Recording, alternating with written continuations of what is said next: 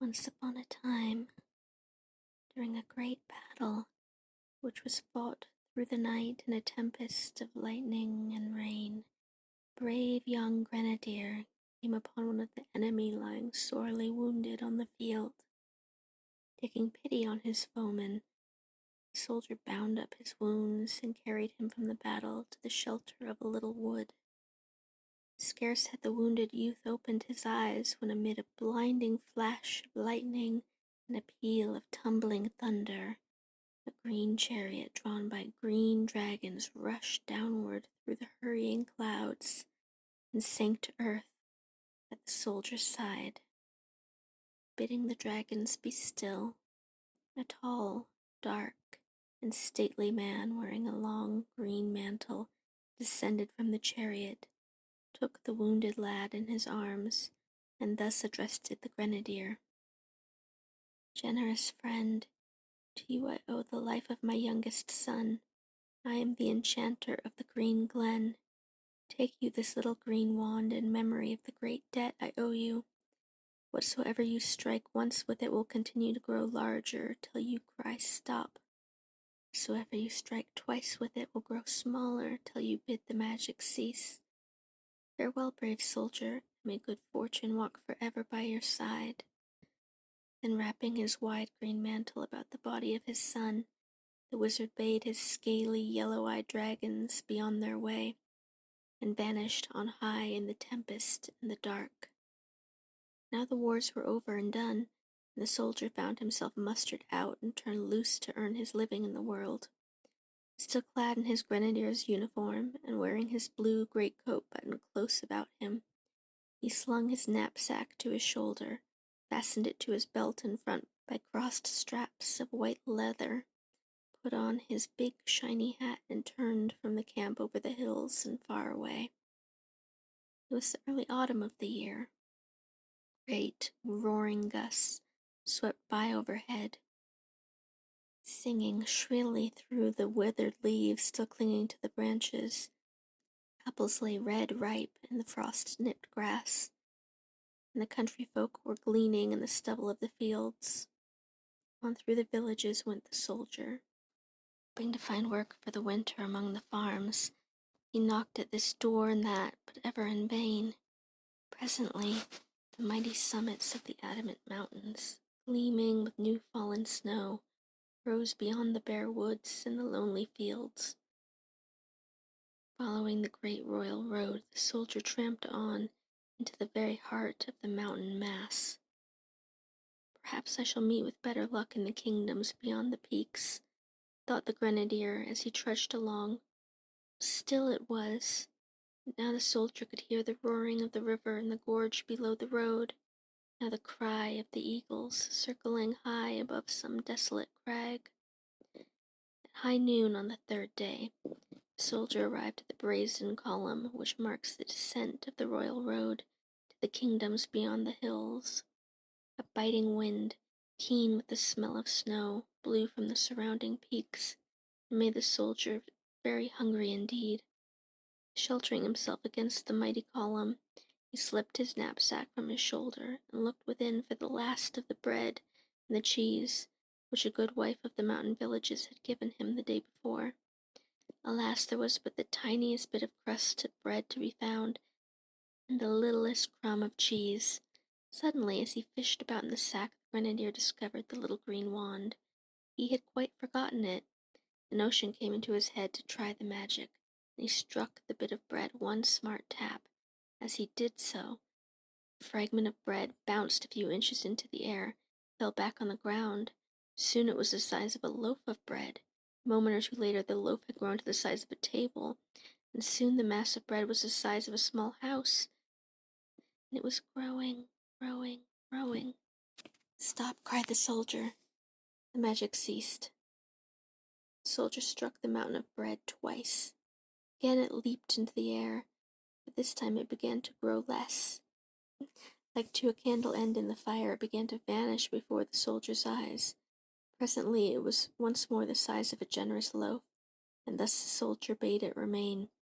Next he enchanted the bit of cheese to an ample size, found himself provided with victuals fit for a king, Later, when he had eaten his fill, amused himself by enchanting a pebble into a giant rock.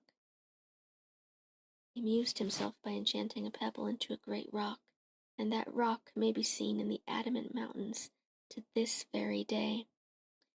At the end of a week's journey, the soldier reached the Golden Plain, which lies between the Adamant Mountains and the sea. Now, at the time of the soldier's arrival, the people of the Golden Plain were being day by day swept to hunger and ruin by the devastation wrought throughout their land by Hippodrac, driven by hunger, so some thought, from its stony lair in the forests of the sun.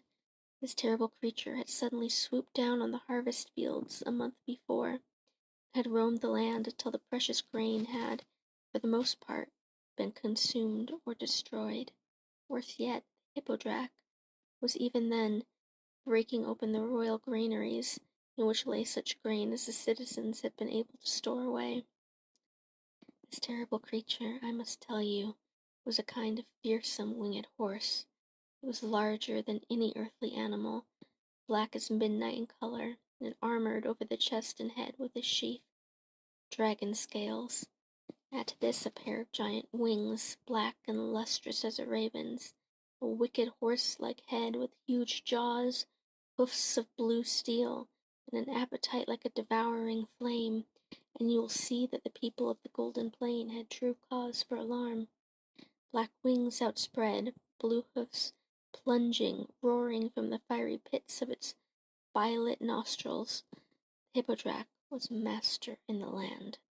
The hope of ridding themselves of the monster, the people of the Golden Plain offered a huge treasure to whosoever might conquer the invader. In true soldier fashion, the Grenadier resolved to fight the Hippodrac and win fame and fortune at a blow. The Lord Chancellor of the realm, who ruled the land during the minority of the Princess Mirabelle, had no intention whatsoever of paying the promised reward. Not only had this wicked man stolen so much money from the royal treasury that scarce a penny was left, but also was he miserly, cruel, and avaricious. Torn between fear of the Hippodrac and fear of having to empty his own money bags of the stolen gold in order to pay the reward, the Chancellor wandered back and forth all day through the castle halls. Thus far, however, no one had ever returned to claim the treasure. After talking with some who had seen the Hippodrac, the soldier retired to a little inn to make his plans. Sitting alone in a great settle by the fire, he watched the flames grow reddier as the afternoon sun sank below the western hills. Presently it was night, a night quiet, cool, and bright with great winter stars. The Grenadier made his way unobserved out of the royal city, soon arrived in the midst of the ruined and trampled fields. Here the grain had been gathered, bound in sheaves, and left to perish when the harvesters fled. Here the uncut stalks had withered in the ground. Here stood a house from which everyone had run for his life.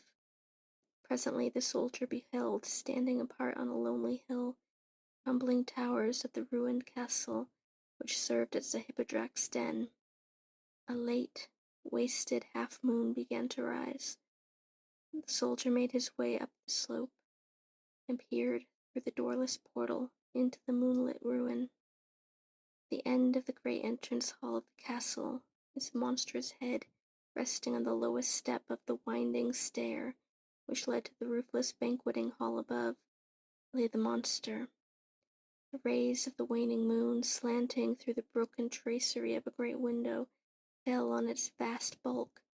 A rumbling breathing alone disturbed the starry silence of the night. I must make my way down those stairs, said the Grenadier to himself, and crept off to seek a way to the banqueting hall above. Finally he managed to find a little stairway in a ruined turret. Creeping along softly, ever so softly, over the floor of the banqueting hall, he reached the head of the great stair, and looked down its curving steps to the monster asleep below. Then, step by step, Grenadier approached the Hippodrac. Suddenly the soldier's foot dislodged a piece of clattering stone. The Hippodrac awoke with a scream, but the soldier struck it in two swift taps with the green little wand. Instant it did so, the Hippodrac uttered a cry of fright and rage. which waked the good folk of the city in their beds, and bounced, wings beating wildly into the air. The grenadier took refuge at the head of the balustrade. Smaller and smaller grew the furious and bewildered beast. Now it had shrunk to the size of a pony. Now it had dwindled to the size of a dog. Now it was scarce larger than a kitten. "Stop!" cried the grenadier. Wild with fright, the tiny monster took wing and fluttered like a terrified bird into the corner of the ruins. And there, beating about and flapping its wings madly, the grenadier caught it in his high hat and shook it into his knapsack. This done, he walked swiftly back into the inn and went to bed. Now one of the Lord Chancellor's rascals had been on watch for his return, and when the grenadier returned with the light of victory in his eyes, this spy ran to inform his rogue of a master. Suspecting magic of some kind, the wicked chancellor made his way to the inn and stole the green wand while the soldier slept. Early the next morning, the soldier sent word to the councillors of court he had mastered the Hippodrac, and waited their good pleasure to prove the truth of his word. Then, a very short time, a royal messenger appeared, summoning him before the assembled court at the 10th hour. And now the soldier, carrying the tiny Hippodrac in his knapsack, was led to the judgment hall of the royal palace. The Princess Mirabelle sat on the throne of the realm, while the Lord Chancellor stood by her side, a smile of triumph on his wicked lips. But the soldier had eyes only for the young princess, who was as fair as the first wild rose of the year. As for the princess, it must be confessed that she thought the stalwart young grenadier with the black hair and the blue eyes quite the most pleasant person she had ever seen. Simply and modestly the grenadier told the story of his capture of the Hippodrac. Leaning forward a little, the princess listened eagerly. "And your proof of this?" questioned the Lord Chancellor. "Is here," replied the grenadier, and opening his knapsack, he took from it the Hippodrac and placed it on the carpet just before the throne. As the soldier had taken the precaution to clip the monster's wings, the tiny thing could do naught but dance with rage on his little blue hoofs and lash out madly left and right, frenzy of fear. A murmur of astonishment rose from the assembly. There was a great craning of necks. All present looked at the Lord Chancellor to hear what he might say. "That little thing? Great Hippodrac?" said the Lord Chancellor evilly. "Pooh! 'Tis a juggler's kitten, rather. I shall give no reward for this." "You dare?" cried the grenadier fiercely. "Wait!" And he reached into his pocket for the green little wand, but alas, the little green wand was gone. "Pooh!" said the Chancellor again, watching with contented eyes the poor grenadier madly thrusting his hands into every pocket. "You see he cannot do as he pretends. The fellow is an impostor. Oh, guards! Take this rogue and his dancing kitten off to prison." "But it looks like the Hippodrac," protested the princess. "No, not a bit of it, not a bit of it," roared the Chancellor, and he quietly silenced all those who were fain to see justice done by threatening to send any objector to the royal diamond mines in the Adamant Mountains. Left to himself in a lonely cell of the royal prison, the poor grenadier awaited the day of his departure for the mines. Finding this time hang heavy on his hands, he amused himself by trying to tame the tiny Hippodrac. To his surprise and pleasure, the fierce little creature made a swift response. Soon it was eating crumbs from his hands.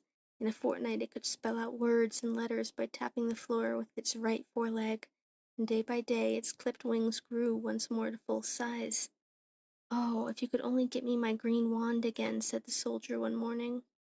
At these words the Hippodrac beat an excited tattoo on the table, and before the soldier could seize it, spread its gleaming little wings and fled through the barred window out into the world. All day long the soldier awaited its return. "It has flown away forever," he thought, as twilight fell. A moment later, however, he heard a whir of tiny wings, and the Hippodrac returned, a tiny little green wand in its jaws. You may well believe that the soldier was overjoyed.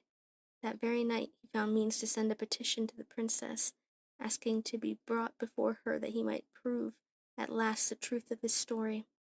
Now the Chancellor, knowing that his wicked scheme had succeeded, and never dreaming of the possibility of the grenadier's escape, had gone a-hunting. So the princess took matters into her own hands, and next morning summoned the grenadier before the court. Alas, just as the grenadier reached the throne, the Chancellor, hastily summoned by another of his rascally spies, came striding angrily into the judgment hall. "What means this?" he roared. "How came that fellow to be out of prison? Oh, guards, take him back at once." "No," said the little princess bravely. "I believe in him, and he shall have justice in my realm." "Do you dare defy me?" cried the chancellor. "Guards, do your duty. I am regent here." A handful of soldiers strode toward the grenadier.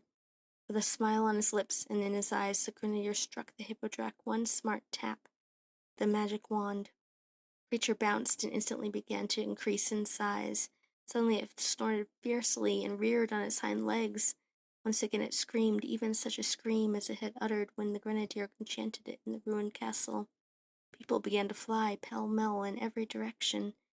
Only Mirabelle, who was the lass of spirit, stood her ground. When the Hippodrac had reached its full size, the soldier cried, "Stop!" Then, for a moment, the monster and the man gazed directly into each other's eyes. The soldier still smiled. Hippodrac had understood. Uttering now the angriest cry of all, the creature darted forward and seized the Lord Chancellor by the scruff of his ugly neck. Then opening wide its giant wings, it leaped up on all four legs, and flying down the vast hall, crashed through a great window and out into the freedom of the cloudless sky. So terrified was it by its experiences that it flew back to its lair in the forest of the sun and never bothered anybody any more. On the way home, while flying at a great height, it got bored with carrying the Lord Chancellor and let him drop. No one has since heard of this personage. No one ever will. When the excitement subsided, the citizens hailed the grenadier as the preserver of the country and offered him the treasure which the chancellor had stolen away. But the grenadier had already found a treasure much more to his liking, the Princess Mirabelle. The handsome young couple were married with great pomp and circumstance on New Year's Day, and thus the brave grenadier became a king, with Mirabelle by his side, ruled over the golden plain for many a long and happy year.